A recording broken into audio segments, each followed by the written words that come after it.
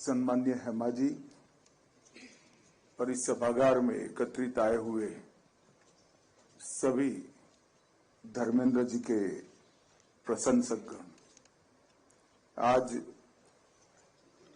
धर्मेंद्र जी के स्मृति में ये प्रार्थना सभा का आयोजन हुआ है और हम सब बहुत भारी मन के साथ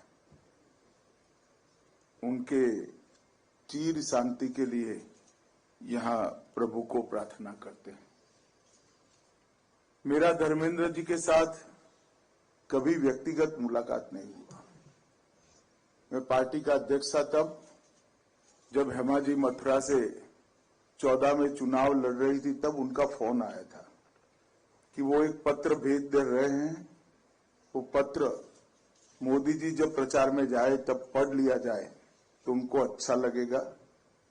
उनका स्वास्थ्य उनको परमिट नहीं करता है कि धूल और इस प्रकार के वातावरण में वो आकर हेमा जी के लिए प्रचार करें, मगर जिस प्रकार की चिंता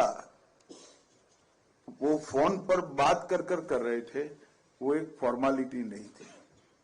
हेमा जी चुन कर आए, हेमा जी अच्छे वोट के लिए चुन कर आए, इसका कंसर्न, इसके लिए पूरी चिंता उनकी एक छोटी सी बात में मैं स्पर्श कर सकता था। मित्रों, धर्मेंद्र जी को 97 में life time achievement award film fair का मिला और 12 में पद्म भूषण भी मिला।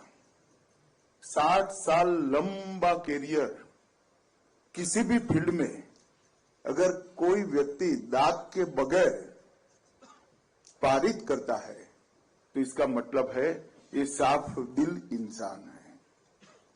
मैं आज यहां न गृह मंत्री के नाते आया हूं, न हेमा जी के संसद में साथी के नाते आया हूं।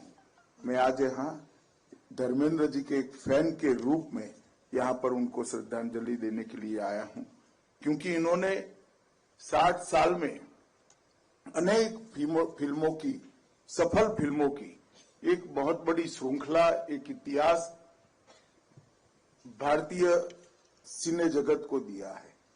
और धर्मेंद्र जी का कैरियर तब शुरू हुआ जब सिने इंडस्ट्री में ना इतनी लग्जरी थी, ना इतना पैसा था। ग्लैमर जरूर था, परंतु लग्जरी और पैसा आज की कंपैरिजन में धर्मेंद्र जी ने जब कैरियर शुरू करा तब बहुत कम था। कई प्रकार की फिल्मों में अथाह परिश्रम कर जिस बैकग्राउंड से वो आते थे, मुंबई की फिल्म इंडस्ट्री में पैर जमाना किसी के लिए भी बहुत बड़ी दिक्कत की बात होती है। कोई गॉड फादर के बगैर अपने तत्व के आधार पर, अपनी कला के आधार पर इन्होंने ये 60 साल तक मनोरंजन की दुनिया पर एक प्रकार से एक छत्र राज किया।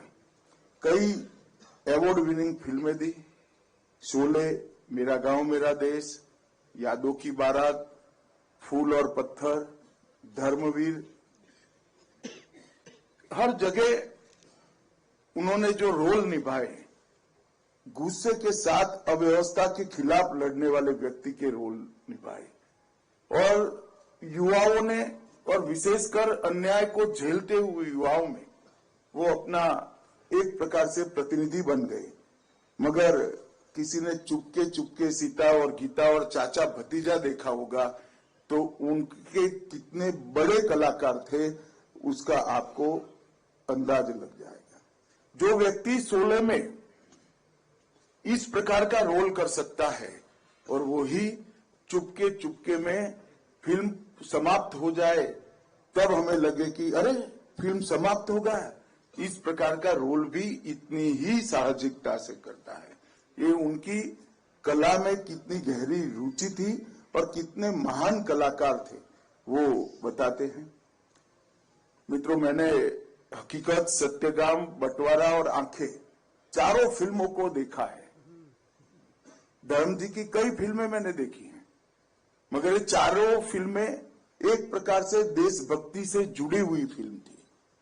और जब कोई भी कलाकार रोल करता है, कितना भी कुशल हो, कितना भी महान कलाकार हो, आपको मालूम पड़ता है कि ये रोल कर रहा है, ये मालूम पड़ ही जाता है। वो पात्र के बहुत नजदीक पहुंच जाता है, मगर पात्र नहीं बन सकता है। वो फिल्म का एक रोल कर रहा है, वो मालूम पड़ता है।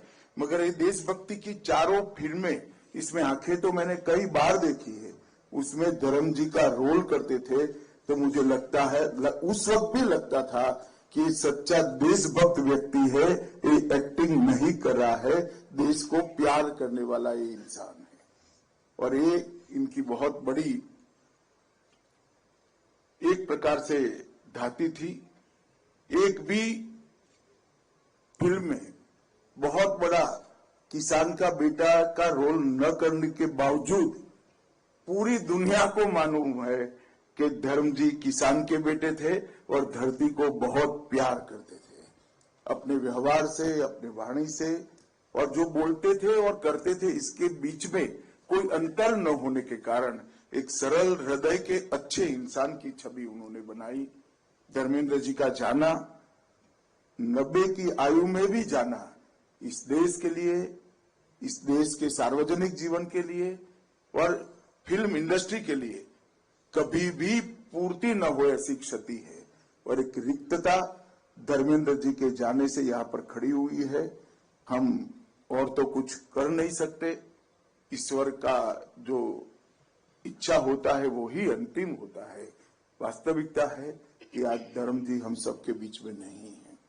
मैं ईश्वर को प्रार्थना करता हूं कि महान आत्मा को, ये महान कलाकार को चिर शांति दे और इनके करोड़ों प्रशंसकों को भी सालों तक धर्मेंद्र जी की पुरानी फिल्में देखकर एक प्रकार से सांत्वना मिल पाएगी, इसका मुझे भरोसा है। हेमा जी और उनके सभी परिजनों को मैं हृदय पूर्वक सांत्वना देना चाहता हूं। आपका जो घाटा है, आपके जीवन में जो कमी बननी है, वो कोई पूरी नहीं कर सकता। मगर महान व्यक्ति जब जाता है और आप उसके परिजन होते हो, तो अपने आप आपका परिवार 4, 5, 6 लोगों का नहीं रह जाता, करोड़ों लोगों का रह जाता है। और मैं मानता हूं ये धर्मेंद्र जी की महानता ही आज करोड़ों लोगों के परिवार को, उनके परिवार के साथ भी जुड़ी हुई है। फिर से एक बार ये महान कलाकार को ईश्वर चिर शांति दे, महान आत्मा को ईश्वर चिर शांति दे, ऐसी प्रार्थना कर मेरी वाणी को विराम देता हूं। वंदे मातरम।